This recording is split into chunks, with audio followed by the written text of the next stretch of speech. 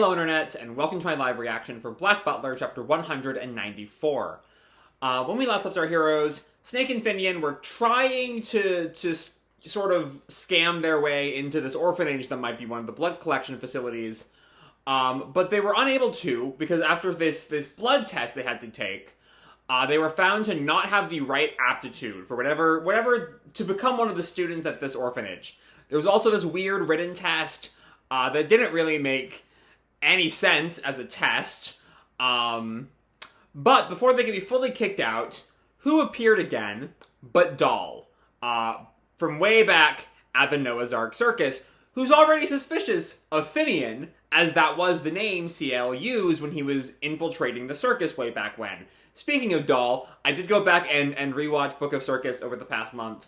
When we last left her, she had stumbled across the burning manor, and had realized that CL had been deceiving everyone, that her friends were all dead, largely because of CL, and also that so CL told Sebastian to kill her. We see it it's sort of off screen, and also Undertaker is there, like he's off in the distance watching all this. So whether she's a bizarre doll or not, both of those are still kind of likely. Either she didn't actually die because we didn't really see her die, or Undertaker was there and saved her and turned her into a bizarre doll. It's all complicated. It's all a possibility. So with that said, let's dive right on in chapter 194, The Butler Entering School. And we see Doll in her freckles getup, not the classical doll outfit, dancing between life and death as she's like on a tightrope, very reminiscent of how we met her. Also, the parasol is very performer doll. These sort of flowers fits with her motif. But I also love, like, the ruined curtains behind her as, like, the circus is destroyed, is long since destroyed. It's a really strong cover, I'll say that. And so, also last time we learned, Finnian is aware of, like, the connection between Doll and his own actions back during the circus arc. Which makes this whole conversation very awkward. As Doll greets him, "Nice to meet you, Finnian." And Finnian just sort of very embarrassed. Me too. And they go to shake hands, and the head lady of the orphanage stops them. "Wait. Those two do not have the aptitude. We cannot permit them to stay at our orphanage." But Doll protests, "Don't be so mean. We've been friends for a long time. Maybe he didn't have the aptitude for a candidate, but won't you let him stay to do menial work?" So there's the word candidate. Also, I'm getting increasingly... I see this... I'm gonna finish the page before I give my thoughts on the bizarre doll thing. But, please, if there are no vacancies, you can share my room. And the head woman gives there's this peak sound effect. She turns her head, I guess to get, like, confirmation with the other woman with her. "If that's what you want." And Doll just cheers, "Yay, thanks." And Snake breathes a sigh of relief and turns to Finnian. We'll get to him in a second. But I want to talk about Doll in this page right here. Because A, she uses the term candidate, not student, not whatever, you know, whatever making nice word that the heads of the orphanage used last time. She used candidate for the blood collection. If, you know, presuming, of course, this is a blood collection facility, which it almost certainly is, she seems to be aware of its role there. And also, she has enough power, enough sort of clout in the orphanage that the woman gives way to her. Says, "All right, yeah, if that's what you want, we'll do that."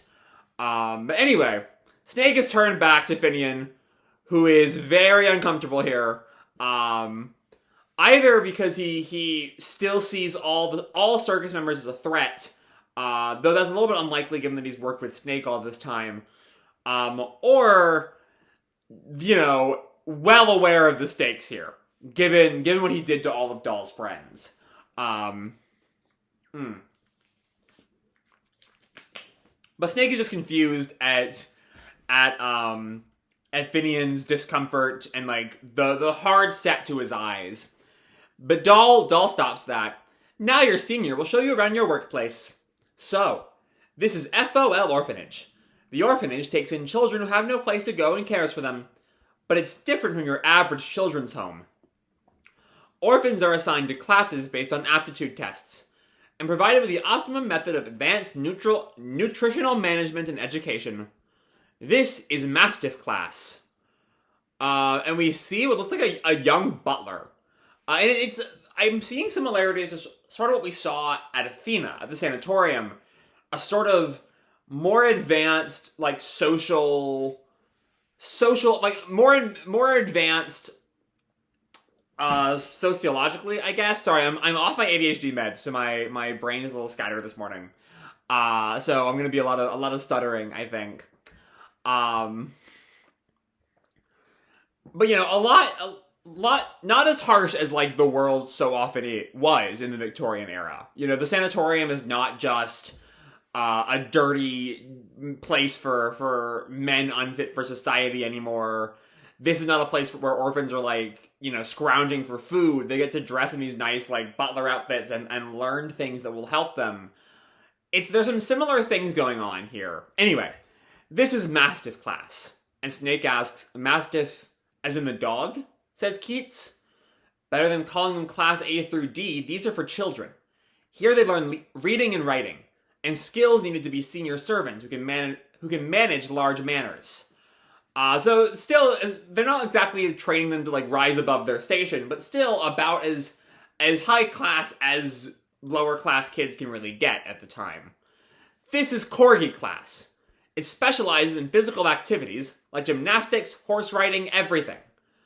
And we see slightly older kids. And I'm curious if this is all age-based, or if it's more based in, like, where they see these children ending up when they leave the orphanage. Like, this would be horse riding or more physical labor jobs.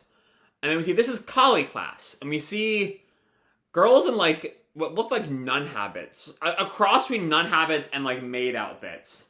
You can learn all the skills you need to make a living as a domestic servant. And for some reason, martial arts, too. Okay, that's a particular little tidbit. Martial arts is the boy's sort of quiet response. I don't know what that's going to end up being about, but there's definitely some suspicious things at this orphanage already. Each class has its own uniforms, says Emily, is Snake's line. And Doll responds, yeah, they say that's optimum. Dressing appropriately to suit your aptitude is also part of advanced education, apparently. Because the children here are special. Alright, so, like, the way that Doll is describing that feels like she's talking about a sort of a hierarchy. Some of these classes are better than the others. And I'm not sure, like, what is the hierarchy? I don't know, because they all, like, none of these feel better than the other. Until we get, of course, to this last one. And the most special is Pomeranian class. And these feel very, almost similar to some of, like, the Weston kids. But, like, younger, of course. We have this one boy reading a book of Celtic mythology. But also we see just all of them sort of in a much more academic setting than the others. These children scored very high on their aptitude tests. They studied Latin and mathematics. What's also important are games. And we see they're, like, playing chess. A lot of chess going on. Not to mention, they get their own room when they turn 10. Their own room? Which, yeah, is quite a lot for Victorian orphans. As Snake notes, that's really special treatment. So the aptitude test is that important? And Snake then says out loud, they're treated like aristocrats, says Wild. And Doll just notes, they live in luxury. Oh! And then this little boy runs up to her. Doll! Hey, let's fly kites together! And she sees him, Nick. Pomeranians can fly kites only twice a week. That's a really random rule. Then what about bicycles? No, today is the day for board games and reading. But Nick notes, the other classes can play plenty outside. So why can't we? So yeah, it's interesting that it's not quite, this upper class gets to do everything. there are things that they're prevented from doing on account of their higher aptitude. It's all very interesting to me. I'm not quite sure how all these pieces are going to line up, but there's definitely... I'm curious to see what the real point behind all of this is. Because there definitely is. You know, there's always a point to these things. And I'm sure we'll see it more as it goes on. But Doll tells him, because that's your aptitude. And Pomeranians can eat sweets every day. Wouldn't you prefer being an indoor dog that gets fed every day to a mudlark? Alright, that adds a whole different connotation to the dog-based class names. They're not just fancy little titles. They're tied up in like the dog breeds are tied up in their roles. Pomeranians are indoor dogs. I guess Mastiffs are like leaders. I'm not quite sure what the point for Corgi and Collie are. When I think Corgi, I think of like Queen Elizabeth and her fleet of corgis. But that doesn't really feel like an outdoor thing, so I don't really know. I don't know. Maybe corgis were seen as outdoor dogs in the 1890s. Possibly. I don't know. But anyway, wouldn't you prefer being an indoor dog that gets fed every day to a mudlark? Yeah. And so Doll walks away from him. See you. Make sure you study hard. Yes. And Nick still doesn't quite seem happy at that, and he goes to look out the window, and Finnian looks back at him.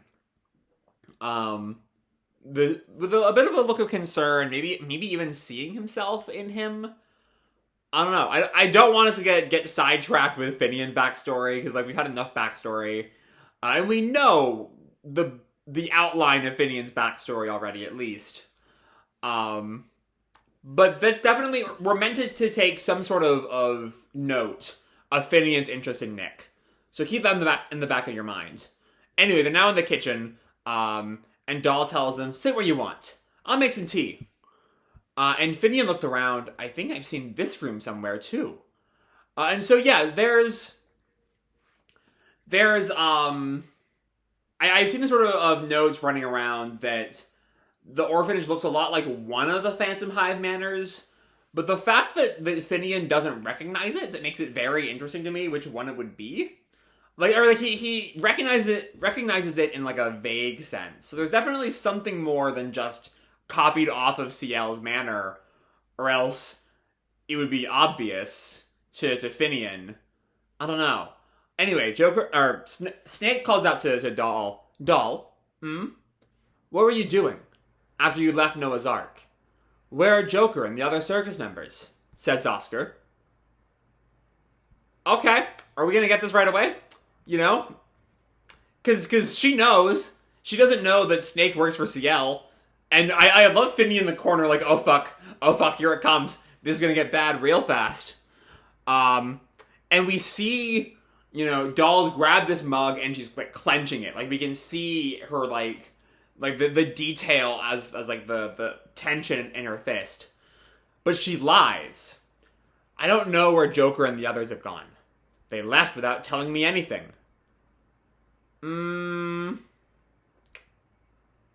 Oh wait, hold on. Did Snake know? Cause Snake... I had forgotten that CL must have told some of this to Snake.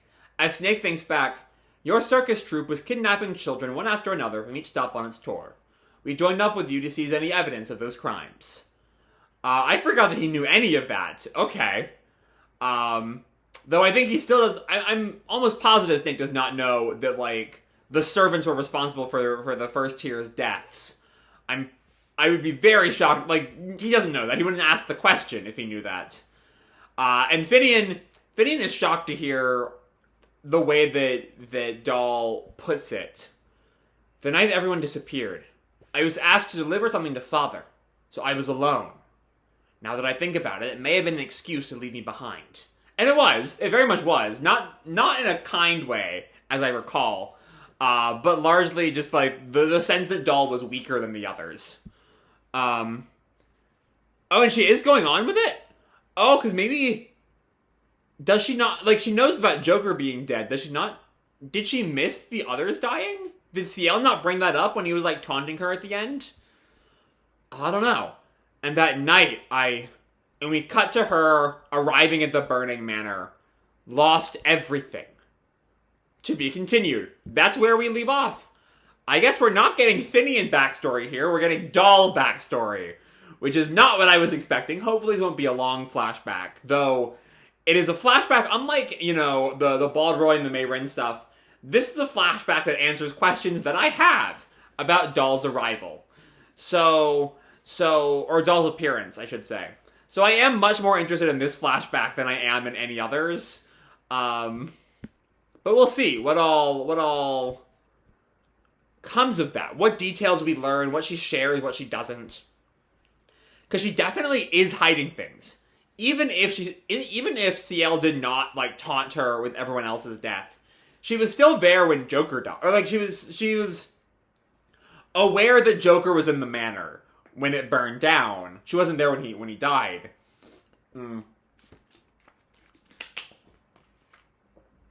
So I suspect, so the question is, what will she share? Because she knows a lot about what CL has done, even more than what Joker knows. Or not what Joker, what Snake knows. I don't know why I keep saying Joker instead of Snake all of a sudden.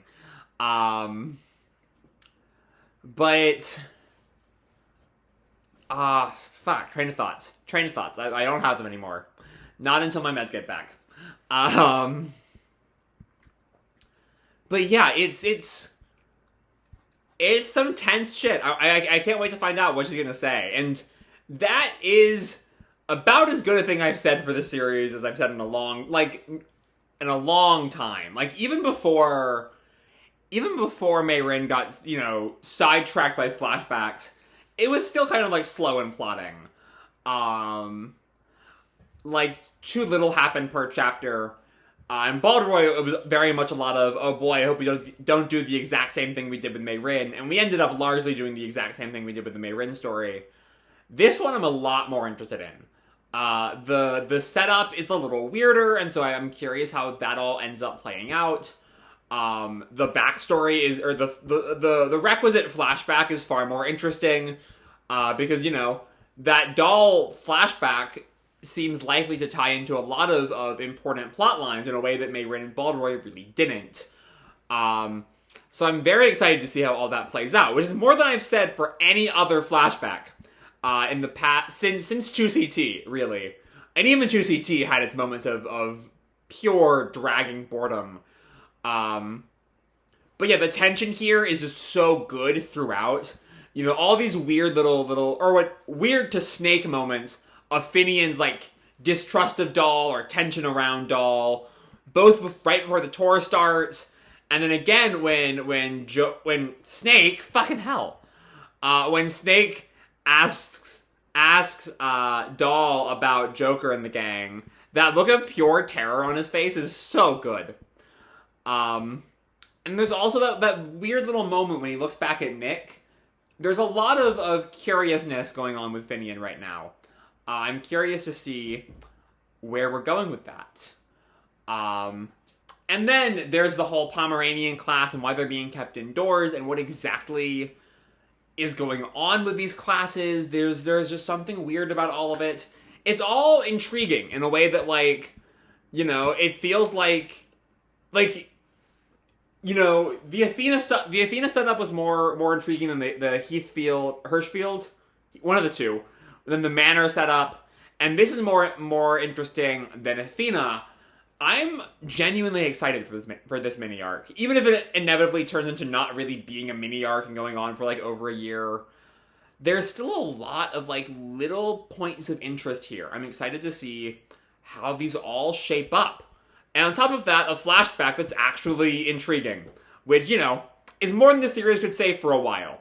So with that said, I'm going to leave this video off here. Hope you'll enjoy the chapter and the video itself. If you did, feel free to drop me a like or subscribe, or, do whatever makes it happy, And as always, your life is your own, okay?